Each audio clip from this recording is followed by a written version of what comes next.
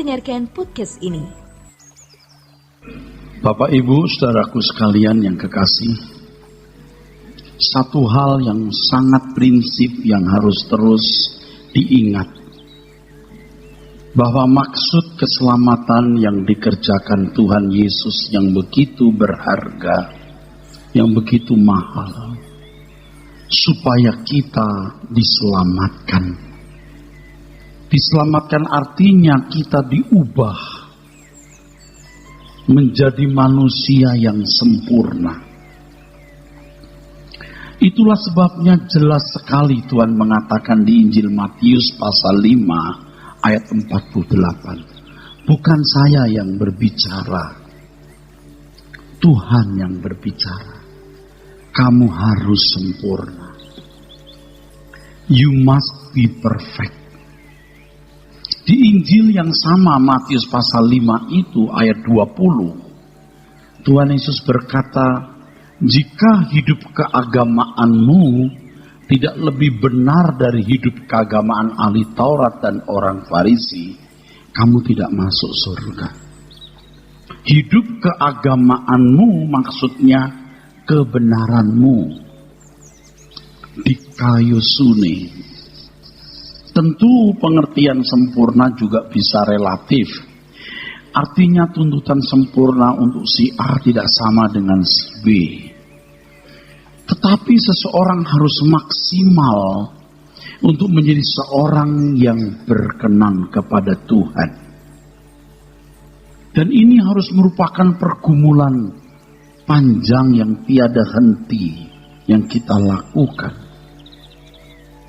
Sebab kita tidak tahu masing-masing sampai level mana Allah mengendaki kita berubah dan dipandangnya sempurna. Jadi kalau ada orang berkata, wah itu Erastus ngawur, mana bisa kita sempurna? Tuhan yang bicara kamu harus sempurna. Dan pengertian sempurna itu harus dijelaskan dengan benar.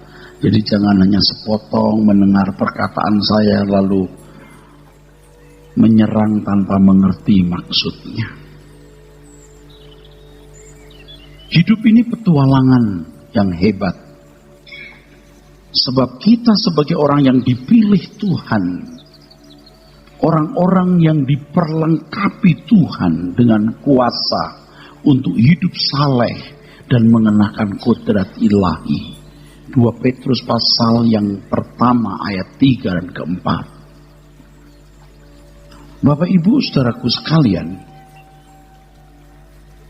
jangan kita fokus kepada yang lain. Inilah Injil yang sesungguhnya, Injil yang benar. Tuhan Yesus memulai pengajarannya dengan mengatakan, kamu harus sempurna. Itu di Injil Matius pasal 5 ketika Tuhan Yesus menyampaikan khotbah di bukit. Injil Matius pasal 5, 6 dan 7 memuat khotbah Tuhan Yesus di bukit. Di situ Tuhan meletakkan dasar, saudaraku, landasan dari kehidupan orang percaya. Dimulai dengan kalimat berbahagialah orang yang miskin di hadapan Tuhan. Berbahagialah, berbahagialah, berbahagialah. Sampai pada kalimat, jika hidup keagamaanmu tidak lebih benar dari hidup keagamaan ahli Taurat dan orang Farisi, kamu tidak masuk surga. Kamu harus sempurna seperti Bapa di surga sempurna. Saudaraku sekalian, mari saudara perhatikan di sini, saudara. Kalau ini manusia pada umumnya, kalau ini umat pilihan, saudara, manusia itu bisa menjadi baik lewat pendidikan etika, pendidikan moral, pendidikan budi pekerti. Orang bisa punya mental yang baik. Bahkan sampai pada taraf menakjubkan. Kita tidak dapat menutup mata kenyataan orang-orang non-Kristen yang memiliki kejujuran yang tinggi, yang rela mempertahankan kejujurannya dengan nyawa dan darah, yang membela keadilan dengan nyawa dan darah. Orang-orang di luar Kristen yang bisa mengendalikan nafsu makan, nafsu libido, tidak nikah, dan menganggap bahwa hal itu adalah kesucian. Faktanya memang terjadi begitu. Lalu apa bedanya dengan kita? Apa lebihnya dengan kita? Atau apa kurangnya dengan saudara? Sering kita itu merasa karena kita punya korban Tuhan Yesus, darahnya, lalu kita merasa sudah aman, saudaraku. Tuhan berkata, jika hidup keagamaanmu tidak melebihi ke hidup keagamaan ahli Taurat dan orang Farisi, kamu tidak masuk surga. Kamu harus lebih dari mereka. Jangan karena kita merasa memiliki korban darah Tuhan, kita berkata, dan ini sudah diajarkan ke banyak orang, Tuhan tidak lihat keadaan kita, katanya. Tuhan melihat darah yang membungkus. Lalu, boleh berkeadaan sembarangan? Hidup keagamaanmu harus melebihi hidup keagamaan ahli Taurat dan orang Farisi. Hitam putih. Kamu harus sempurna. Seperti Bapa di surga sempurna. Harus seperti ini. Jangan karena ada darah Tuhan Yesus, kita merasa bahwa kita sudah selamat, apapun keadaan kita. Ketika kita percaya Tuhan Yesus, justru kita harus menjadi sempurna, saudaraku. Sebab menjadi umat pilihan dengan fasilitas keselamatan itu, kita dimungkinkan untuk mengenakan kodrat ilahi, saudara. Kalimat lain serupa dengan Tuhan Yesus. Tuhan Yesus itu adalah gambar Allah, manusia yang dikehendaki oleh Bapa. Kita dimungkinkan untuk itu. Ikut aku, ikut jejakku. Maksudnya itu. Nah, Injil yang murni itu sebenarnya itu, saudaraku. Tetapi hari ini kita lebih banyak mendengar Injil yang tidak orisinil. Kekristenan telah melembaga menjadi agama sehingga menghilangkan atau mengabaikan substansi, esensi daripada Injil itu. Esensinya ini, mengenakan kodrat ilahi. Jadi kalau Tuhan Yesus berkata, ikut aku, ikut jejakku, miliki kodrat ilahi. Coba kita kembali ke gereja, maksud saya kepada apa yang diajarkan Tuhan Yesus. Apa sih sebenarnya yang dikehendaki oleh Tuhan kita? Ikut Tuhan, ikut jejaknya, sehingga orang menyebut orang yang mengikut jejaknya sebagai Kristen, artinya seperti Kristus. Panggilan Kristen itu sendiri sudah mengisyaratkan dengan jelas bahwa orang percaya harus seperti Kristus. Jelas. Tetapi ketika kekristenan menjadi agama negara tahun 380 Masehi, Kaisar Konstantinus yang pertama menjadi orang yang simpati kepada orang Kristen tahun 312. Ketika dia maju berperang, dia lihat salib dan ada suara atau tulisan yang mengatakan menanglah dengan tanda ini. Sejak itu Kaisar Roma tidak terlalu menekan kekristenan. Tapi tahun 380 Masehi, Kaisar Theodosius Agung mengkristenkan seluruh Roma. Istilahnya memasehikan Eropa. Seluruh Eropa dan jajahan Roma harus memeluk agama Kristen. Gedung-gedung gereja dibangun. Yang tadinya kebaktiannya di kuburan-kuburan yang disebut katakombi. Sekarang mereka mengadakan kebaktian di gedung-gedung mewah yang dibangun pemerintah Kekaisaran Roma. Keagungan gedung-gedung itu sampai hari ini saudara bisa menyaksikannya di Italia, Roma, Prancis, dan beberapa negara Eropa lainnya.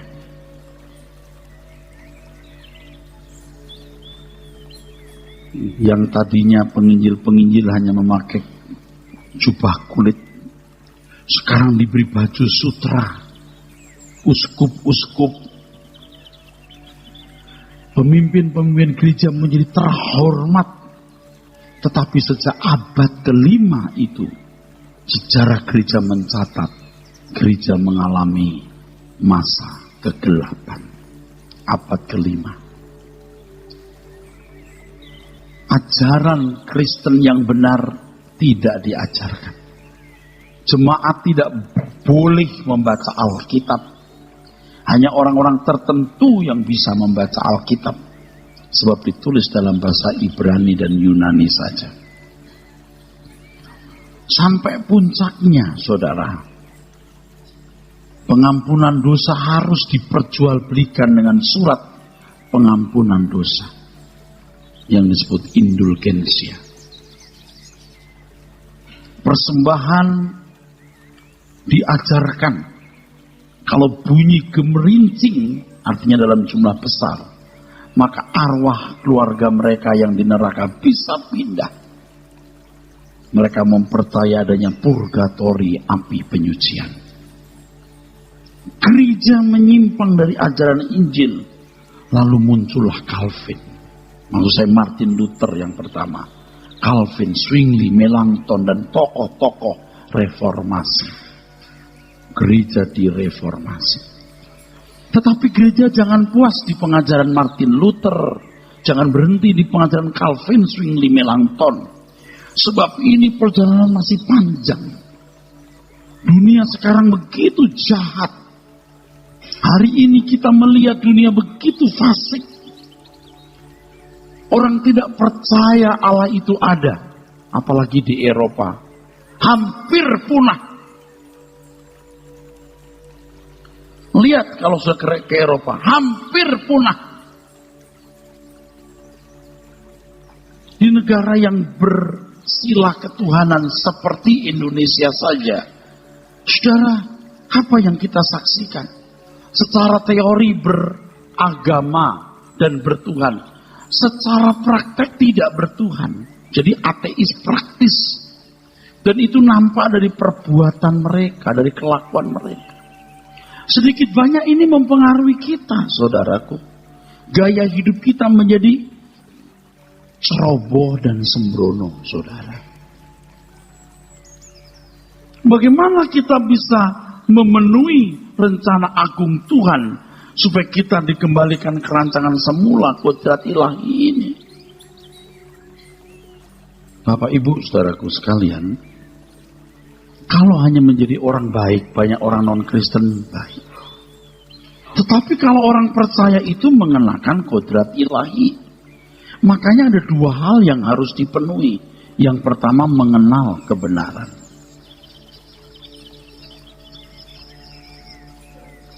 Apa itu kebenaran? Ini bisa diperdebatkan, saudaraku. Tetapi teologi seseorang nampak dari kelakuannya.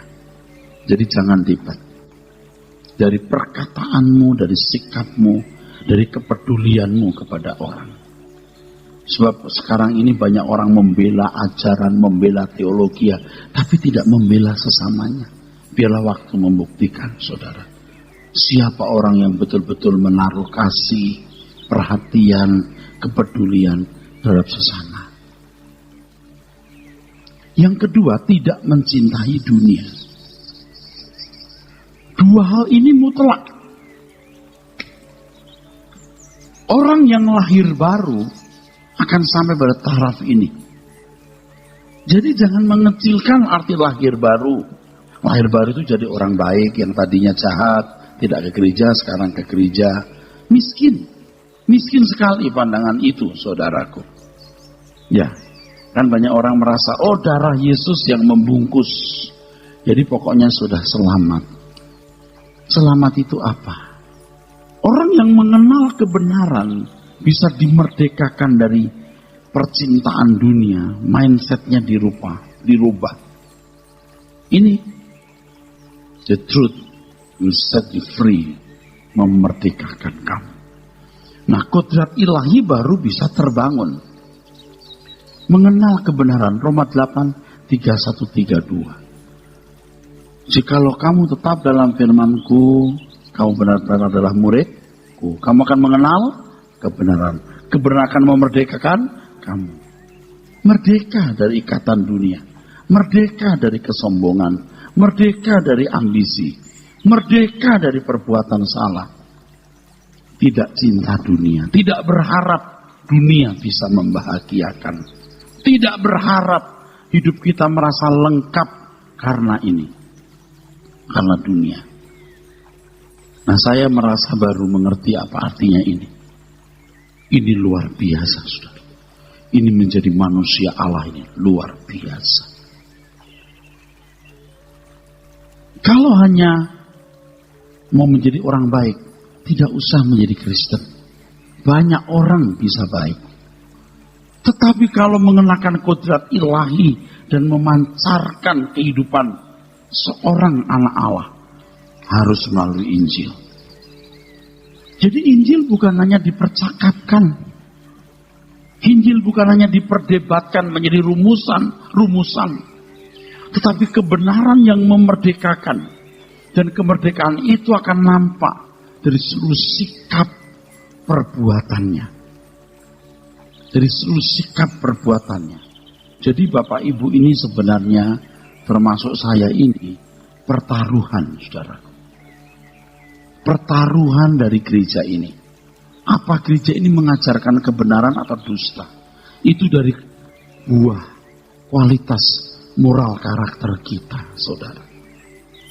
Kalau perdebatan, mau kemanapun juga orang bisa debat. Sampai mati juga tidak berhenti debat.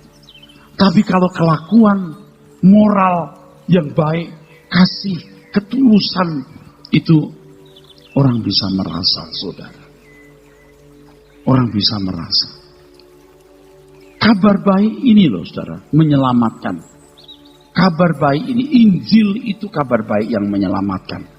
Keselamatan itu adalah potensi yang Tuhan berikan kepada kita untuk menjadi manusia Allah. Menjadi manusia yang sempurna. Ini harta abadi yang tiada ternilai. Yang kita akan bawa sampai kekekalan, saudara. Hidup ini petualangan yang hebat. Hebatnya bukan karena kita bisa menjadi seorang sarjana.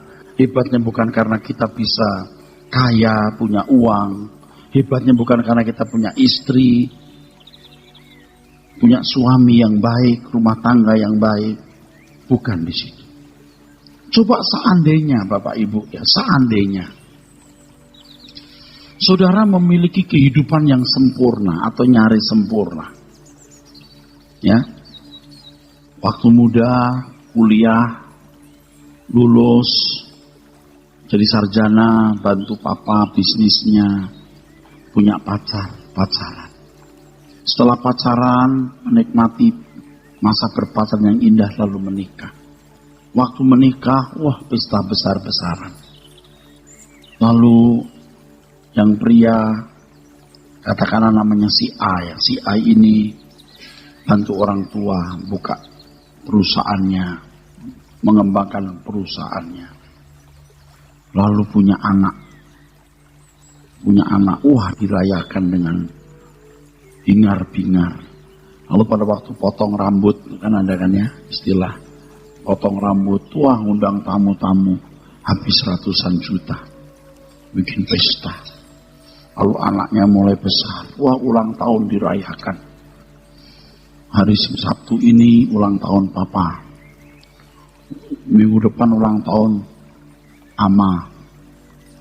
Wah pesta terus ya pokoknya, happy. Gak ada yang sakit, gak ada yang salah pilih jodoh, gak ada yang cacat lagi. Lalu anaknya yang tadi sekarang udah besar, kuliah di luar negeri atau kuliah di mana, dapat jodoh anak orang kaya juga. Wah, saudara, udah sekarang si bapak A punya anak, punya menantu, kawinin anak lagi, ramein lagi, punya cucu, ya. Udah punya cucunya besar, pacaran, wah, kawin, wah, pokoknya happy terus. Tetapi akhirnya saudara tahu, si bapak A ini tua juga. Lalu di ruang ICU, gitu. Ditungguin anak-anak, menantu, cucu-cucu. Dokter berkata, maaf ya Bapak Ibu, biar Bapak ini istirahat ya. Ayo semua keluar. Semua keluar. Dia tinggal sendirian gini. Pernah Anda berpikir, apakah si A Bapak ini berkata, aku sudah puas. Aku udah punya anak, istri, cucu yang baik. Aku udah punya rumah, apartemen, villa. Aku puas. Bisa? Apa kalau udah jantungnya mulai bermasalah, dikuasai selang gitu.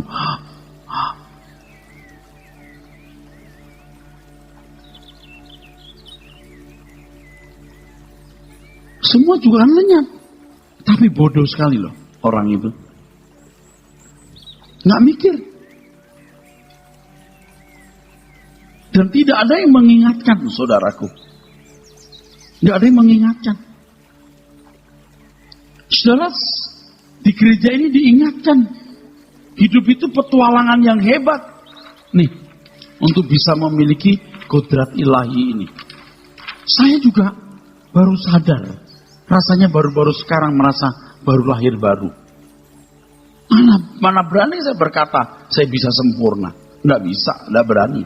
Tapi sekarang saya mengerti, aku punya kesempatan di banyak satu kali. Aku harus berusaha sebaik mungkin untuk bisa berkenan kepada Tuhan. Saya mengajak saudara juga untuk itu. Kalau saudara merasa di sini ada kebenaran, belajarlah kebenaran di sini. Tapi kalau saudara tidak percaya di sini ada kebenaran, please saudara pindah gereja. Please, carilah pendeta yang Anda percayai benar, bukan iblis. Belajarlah dari dia dan bertumbuhlah dengan dia. Yang saya harapkan suatu hari kita ketemu di surga. Jangan di sini tidak belajar, mencela-cela. Tapi di tempat lain lu juga nggak pergi. Sekarang mau ikut siapa, nak? Ayolah kita semua berusaha jadi anak Tuhan yang baik. Amin. Nah kalau khotbah kita cuman, yuk kita sempurna, yuk. Nah ini kita juga takut loh bro, masuk neraka juga. Kita mau berkenan kepada Tuhan. Amin. Dan kita juga sungguh-sungguh belajar. Kalau Bapak Ibu ikuti ya PA hari Jumat itu, wah luar biasa saudaraku. Luar biasa. Buktikan deh. Luar biasa kebenaran itu. Harus terus berkembang sampai kepada kesempurnaan. Nah kalau sampai kita belajar ini, ayo kita menjadi sempurna. Yuk kita mau berkenan di hadapan Tuhan. Apa sih yang kita cari saudaraku sekalian? Amin. Anda mengerti ini? Amin. Ayo kita mau benerlah saudaraku. Bener. Kalau kita salah, ayo kita luruskan ya. Kita mau bertobat dari semua kesalahan kita. Teologi yang benar akan nampak dari perkataannya, dari perbuatannya. Tapi kalau kita anak Tuhan yang baik, kita tidak boleh marah. Untuk apa yang kita tidak perlu marah? Kalau kita punya kodrat ilahi, saudara, aduh itu indah. Saya belum nyampe, belum sempurna. Tapi saya mengerti bagaimana memiliki keagungan kepribadian, kesabaran, kelembutan, penerimaan kepada orang lain, sikap memaafkan. Wah itu agung. Tapi itu tidak bisa terjadi sebelum kita mengenal kebenaran. Ya. Harus mengenal kebenaran secara lengkap. Dan kita tidak cinta dunia. Nggak pengen. kita diberkati, kita harus cari nafkah sebisa-bisanya kaya. Bukan karena kita merasa makin kaya makin bahagia. Makin kaya kita makin efektif untuk Tuhan. Di lembayung ujung kehidupan, saat kelopak mata meredup, pupus sudah semua harapan. Tapi ini akhir perjalanan, telah membujur kaku tubuh fana. Bibir pun membisu tak berdaya, terasa sunyi, sepi dan hampa. Seiring lalu sangkala, ingat waktu masih ada kesempatan. Kau kejam menolak kebenaran, hanyut dalam bingkai-bingkai kesenangan. Kau nistai kekudusan Tuhan. Kini sudah terlambat semua, tiada lagi sebutir pun asa. Kekekalan yang dahsyat menanti, kengerian tak terberi. Ingat waktu masih ada kesempatan. Kau kejam menolak kebenaran, hanyut dalam bingkai-bingkai kesenangan. Kau nistai kekudusan Tuhan. Kini sudah terlambat semua, tiada lagi sebutir pun asa. Kekekalan yang dahsyat menanti, kengerian tak terberi. Ingat waktu masih ada kesempatan. Kau kejam menolak kebenaran, hanyut dalam bingkai-bingkai kesenangan. Kau nistai kekudusan Tuhan. Kini sudah terlambat semua,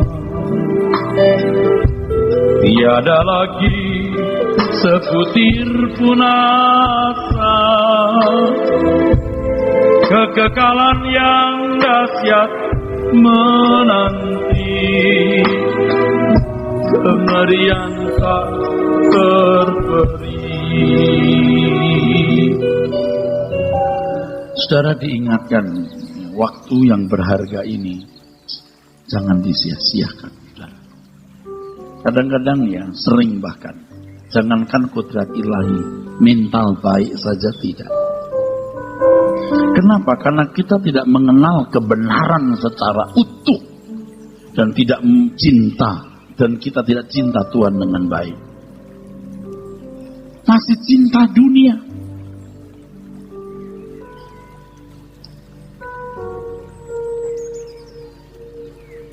Orang yang mencintai dunia tidak akan bisa, saudaraku sekalian, mengenal kebenaran. Tidak bisa.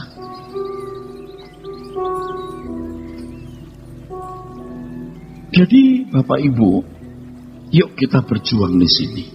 Kebenaran itu akan membuat kita mengerti bahwa dunia itu semu, saudaraku.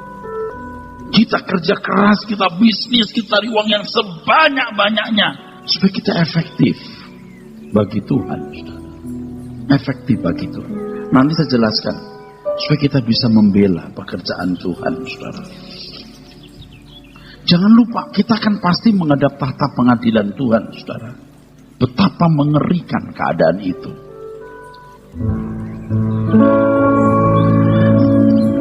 Di pengadilan tahtanya, diam 1000 bahasa.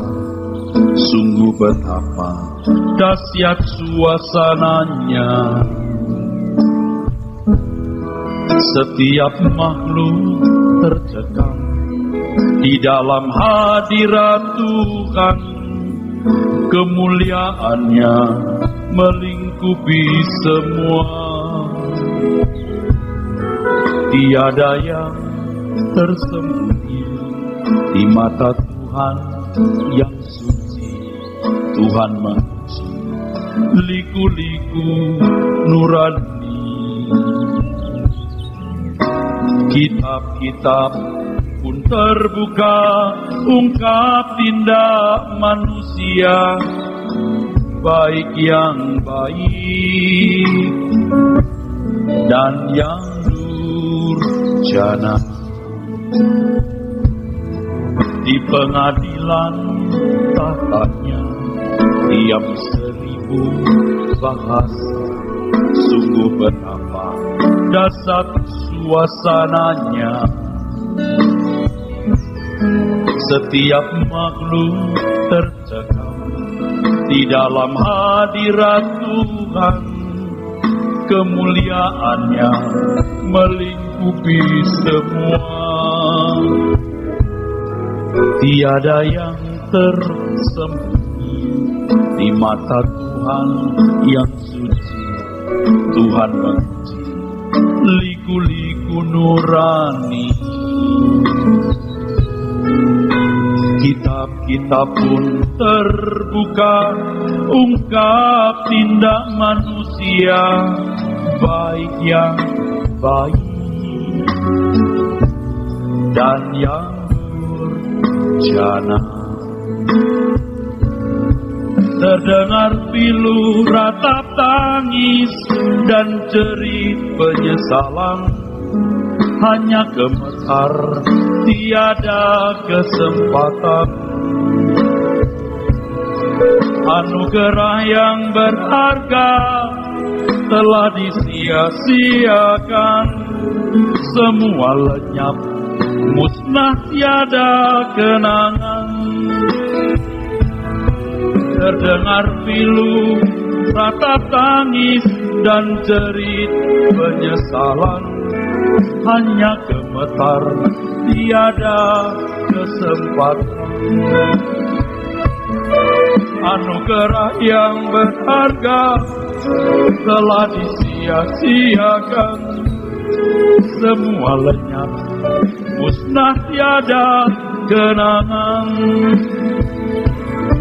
Terdengar pilu, ratap tangis dan jerit penyesalan. Hanya gemetar, tiada kesempatan. Anugerah yang berharga telah disia-siakan. Semua lenyap, musnah tiada kenangan. Ketika Muammar Gaddafi masuk gorong-gorong air, ditarik seperti tikus, dipukuli, lalu dibuang ke mobil bak dan ditembak kepalanya. Saat-saat seperti itu Gaddafi pasti lupa semua kemegahan yang telah dia miliki. Semua kenangan lenyap. Dengan rumah mewahnya, dengan batangan emas, dengan simpanan yang berjumlah besar di luar negeri, tidak pernah dia ingat, tidak akan muncul. Sama seperti kalau sudah lihat kebakaran, lihat banjir, itu semua kenangan indah lenyap dalam sekejap. Anda mengerti maksudnya? Ketika Saddam Hussein ditangkap, dia masuk di satu lubang seperti septic tank di bawah tanah. Rambutnya sudah panjang, ya, jenggotnya panjang, mukanya kusut. Dia ditangkap tentara Amerika. Tentara Amerika lebih sopan dibanding dengan para milisi di Libya. Dia masih terhormat di bawah. Ditanya apakah Anda Saddam Hussein, dan dia mengatakan ya. Diperiksa matanya, dilihat kesehatannya, ya. Lebih beradab orang Amerika. Tetapi pada waktu itu saya beritahu bahwa Saddam Hussein tidak pernah ingat lagi semua kemegahan yang dimiliki. Apalagi nanti di pengadilan Tuhan. Orang hari ini tidak pernah berpikir sama sekali hal itu. Maka kalimat terakhir tadi itu, semua lenyap musnah, tiada kenangan. Terdengar pilu, ratap tangis, dan jerit penyesalan. Hanya gemetar, tiada kesempatan.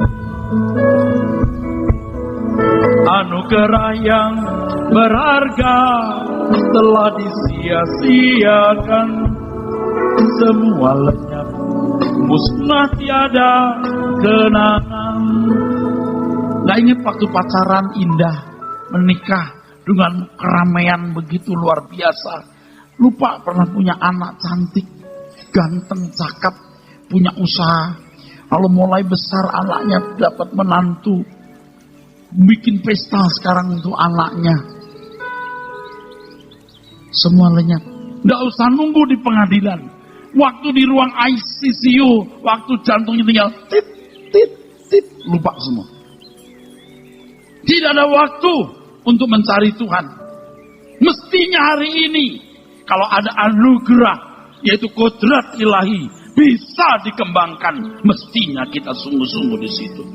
Amin. Tidak ada lain yang diajarkan kepada saudara.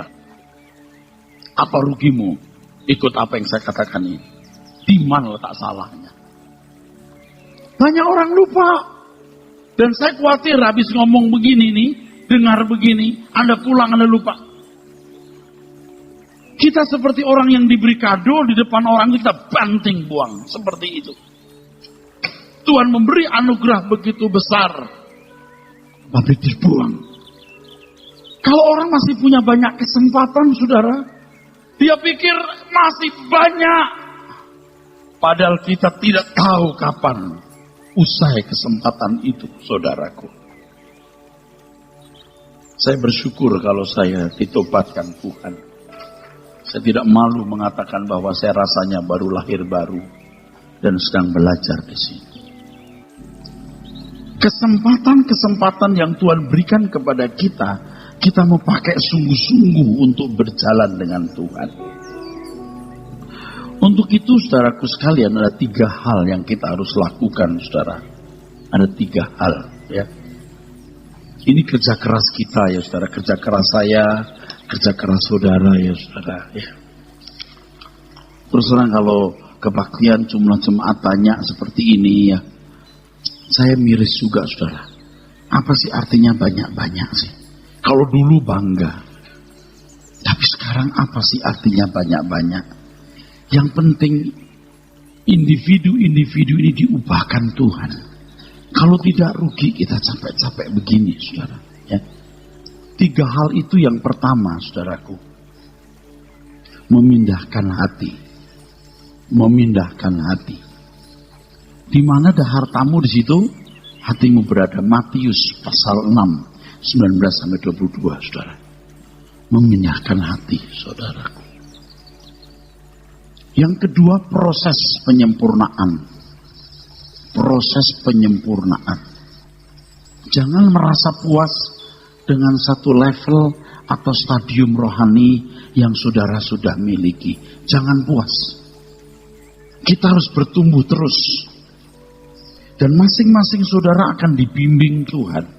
Jangan mengandalkan Erastus. Jangan mengandalkan pendeta. Saya hanya memberikan firman, memberikan mindset yang baru. Kalau Anda pandang baik, terima, lakukan. Kalau Anda tidak pandang baik, please you pindah gereja. Tidak masalah. Pindah gereja untuk belajar dan selamat. Proses penyempurnaan, saudaraku. Yang ketiga, membela Tuhan. Betapa bahagianya nanti kita bertemu dengan Tuhan. Dan Dia memperhitungkan bahwa kita membela Dia, saudara. Kita membela Tuhan. Tuhan akan memimpin saudara bagaimana saudara membela Dia. Anda pasti tahu. Memindahkan hati tidak ada cara lain kecuali merubah mindset saudara. Saudara nanti bisa merasa, dunia bukan rumahku. Nanti akan merasa ini, saudara. Nanti akan merasa, saudara. Makanya terus saudara dengar firman, saudara. Makanya saya kerja keras. Lagu-lagu yang kita nyanyikan pun juga lagu-lagu yang mesti mendukung begitu, saudara. Bawa aku ke sana, ajar aku setia, mengerti semua maksud dan jalan. Kan ini hal yang tidak mudah, saudara. Berani percaya Tuhan yang tidak kelihatan itu tidak gampang. Berani menaruh harap kepada sesuatu yang tidak kelihatan itu tidak mudah, saudara. Tapi yuk mari kita berjuang. Kita memilih segmen ini. Ya walaupun tentu ibarat orang jualan, barang kita nggak disukai orang, nggak ada demand marketnya. Nggak apa-apa, kita tetap berjuang untuk itu, saudaraku. Bawa aku ke sana, ajar aku setia, mengerti semua maksud dan jalan. Tak ku ingin lagi indahnya dunia ini, karena ku yakin yang kau sediakan sempurna. Saya juga tidak tahu ke depan dari apa gereja ini. Saya juga tidak bisa mikir, saudara. Apakah masih ada orang mau dengar khotbah kita? Karena kemarin saya ketemu seorang pengusaha yang secara finansial sukses. Ya. Dia bilang sama saya begini, Pak, lama-lama ada orang nggak sih yang ikut Bapak? Loh itu dia bisa, lama-lama ada orang nggak sih yang ikut Bapak? Saya juga nggak tahu. Tetapi yang saya pahami ini kebenaran. Saya sedang memindahkan hati orang ke surga. Tapi jangan salah ngerti ya. Jangan jadi nggak semangat bisnis, nggak semangat cari uang. Ingat kita harus membela Tuhan. Sekolahnya mesti benar, karirnya mesti sukses, usahanya mesti berhasil. Kalau sekolah gagal, uang nggak ada, sakit-sakitan, miskin, bodoh, malaikat juga bingung apanya mau dipakai. Kan begitu, saudara. Amin. Tapi memindahkan hati, dan saya optimis ya, walaupun mungkin nggak banyak. Ada orang-orang yang sudah keseret, saudaraku, sudah keseret. Masalahnya itu kalau orang nggak dengar firman, sudah prejudis, sudah stereotip, sudah negatif. Salah nih Erastus. Ya, dia nggak sampai kesentuh. Susah, dia mesti duduk terus tekun. Baru dia ngerti, saudaraku.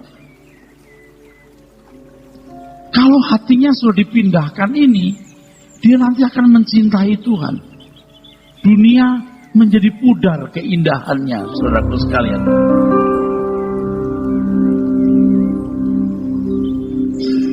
Tiada yang ku nanti lagi, apapun di bumi ini, rindu hatiku pulang ke sana. Itu tentu yang khotbah saya sudah punya touch ke situ. Jadi saya juga maksa dulu gitu, maksa diri. Hei Eras, kamu yang khotbah, kamu sendiri nggak pengen pulang ke surga, kamu bohong gitu. Saya maksa diri juga, saudara. Dan saya bersyukur saya dibawa ke situasi ini. Situasi maksa diri. Tiada yang ku nanti lagi, apapun di di bumi ini rindu hatiku pulang ke sana. Wah, saya ini kalau terus bertumbuh, saya pasti akan lebih mempengaruhi saudara. Ke depan saya pasti lebih mempengaruhi saudara. Kan sekarang saya belum stabil, belum kokoh ya. Lalu masuk ke sini, aduh pasti kita mempengaruhi orang, saudaraku. Kita belum sempurna. Tapi kalau tutur kata kita tambah bagus. Di mimbar aja saya sering gagal. Mesti perkataan itu tidak perlu saya ucapkan. Perasaan tidak perlu saya ungkapkan. Ini kita masih gagal, saudaraku. Saya tahu saya punya kegagalan. Tapi saya perbaiki terus. Jangankan hidup hari-hari, di mimbar saja kita bisa salah. Saya mesti nggak perlu ucapkan kalimat itu. Saya mestinya tidak perlu ungkapkan perasaan itu. Kita masih salah di sini. Dan yang terakhir, nah ini saya bersyukur karena saya diajar Tuhan dari muda untuk membela pekerjaannya. Hari ini saya sudah punya irama yang susah untuk mundur lagi. Saya cinta Tuhan. Apapun saya lakukan untuk Tuhan. Ya. Bukan sok, saya sudah membuktikan, saudara. Saya sudah membuktikan bagaimana di tengah-tengah kondisi yang sulit saya tetap membela Tuhan. Saya sudah mengalami itu. Udah terlanjur jatuh cinta, saudara. Saya selama 17 tahun tidur di bawah dengan berempat di satu ruangan. Setelah itu saya harus keluar dari tempat itu, tidak punya rumah. Uang saya habis hanya untuk membangun gedungnya, untuk kelangsungan pendidikan di tempat itu. Itu pun masih dicurigai seakan-akan saya berbuat sesuatu untuk kepentingan diri sendiri. Aduh, pedih sekali. Saya bersyukur saya mengalami kepedihan, kepahitan yang begitu dalam.